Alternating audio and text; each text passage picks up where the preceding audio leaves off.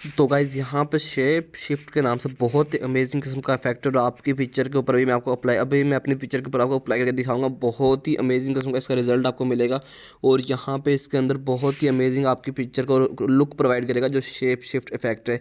यहाँ पे भी मैं आपको दिखाता हूँ, थोड़ा सा इसको हम प्ले कर लेते हैं, मतलब पहले अपनी वीडियो के ऊपर इसको अप्लाई कर लेते हैं। तो आपने शेप शिफ्ट के ऊपर आपने क्लिक कर लेना है।